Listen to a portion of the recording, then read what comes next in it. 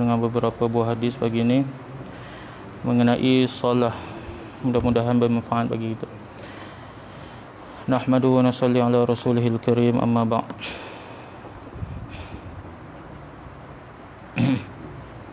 Alhamdulillah bin Qurtin radhiyallahu anhu qala Rasulullah sallallahu alaihi wasallam, awwalu ma yuhasabu bihi al-'abdu yawm al-qiyamah as-salah.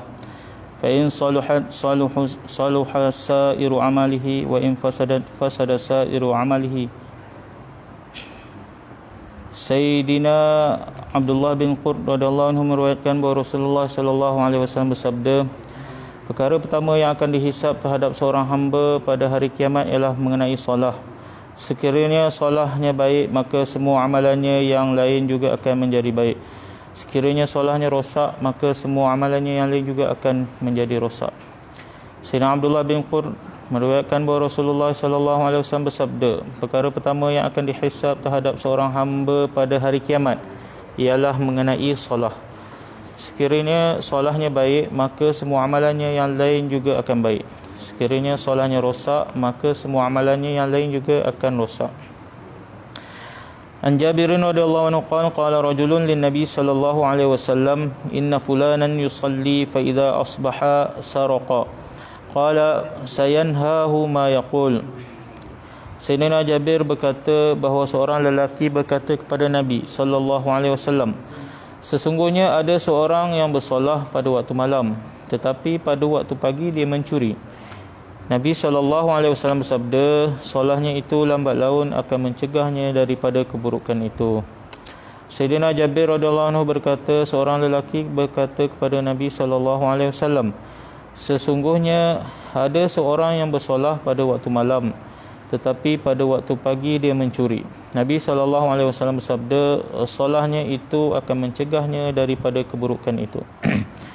An Salman radhiyallahu anhu qala Rasulullah sallallahu alaihi wasallam, innal muslima idza tawadda'a fa ahsana al-wudu'a thumma shalla as-salawatil khamsa tahatat khatayahu kama yatahattu hadzal waraq wa qala wa aqimis salata tarafay an-nahari wa zulfan min al-lail innal hasanati yudhhibna as-sayyi'at dzalika dzikra lidz-dzakirin. Sayyidina Salman radhiyallahu anhu meriwayatkan bahawa Rasulullah sallallahu alaihi wasallam bersabda, sesungguhnya apabila seorang Islam berwuduk dan dia memperelokkan wuduknya itu, kemudian dia mendirikan solah 5 waktu, maka akan berguguran dosa-dosanya sebagaimana berguguran daun-daun ini. Kemudian baginda Rasulullah sallallahu alaihi wasallam membaca ayat wa aqimis salata tarafainha wa zulafan minal lail innal hasanati yudhhibna as-sayyi'at dzalika dzikra lidz-dzakirin. Yang bermaksud, wahai Muhammad, dirikanlah solah pada kedua-dua tepi siang dan bahagian permulaan daripada malam. Sesungguhnya segala kebaikan akan menghapus segala kejahatan. Demikian itu ialah peringatan bagi orang-orang yang mahu beringat.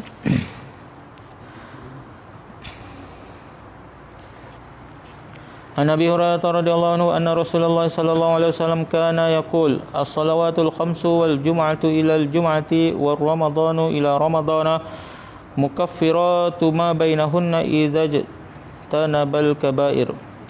Sayyidina Abu Hurairah meriwayatkan bahawa Rasulullah sallallahu alaihi wasallam selalu bersabda, salah 5 waktu, solat Jumaat hingga solat Jumaat yang lain, puasa Ramadan hingga puasa Ramadan yang lain merupakan kafarah terhadap dosa-dosa yang berlaku antara waktu-waktu itu, selagi seseorang itu menjauhi dosa-dosa besar. Sayyidina Abu Hurairah radhiyallahu anhu meriwayatkan bahawa Rasulullah sallallahu alaihi wasallam bersabda, solat 5 waktu, solat Jumaat hingga solat Jumaat yang lain, puasa Ramadan hingga puasa Ramadan yang lain merupakan kafarah terhadap dosa-dosa yang berlaku antara waktu-waktu itu, selagi seseorang itu menjauhi dosa-dosa besar. An Abi Hurairah radhiyallahu anhu qala Rasulullah sallallahu alaihi wasallam, man hafadha ala haula'is salawatil maktubat lam yuktab minal ghafilin. Sayyidina Abu Hurairah radhiyallahu anhu meriwayatkan bahawa Rasulullah sallallahu alaihi wasallam bersabda, sesiapa yang memelihara semua solat fardu yang 5 tidak akan ditulis dalam kalangan orang-orang yang lalai. Sayyidina Abu Hurairah radhiyallahu anhu meriwayatkan bahawa Rasulullah sallallahu alaihi wasallam bersabda, sesiapa yang memelihara semua solat fardu yang 5 tidak akan ditulis dalam kalangan orang-orang yang lalai. InsyaAllah kita telah dengar beberapa buah hadis mengenai solat. Mudah-mudahan kita dapat menjaga solat kita, solat fardu kita di awal-awal waktu, solat-solat sunat kita, tahajud, duha dan sebagainya. Mudah-mudahan Allah bagi manfaat pada kita insya-Allah. Subhanallah bihamdihi subhanakallah. Asyhadu an la ilaha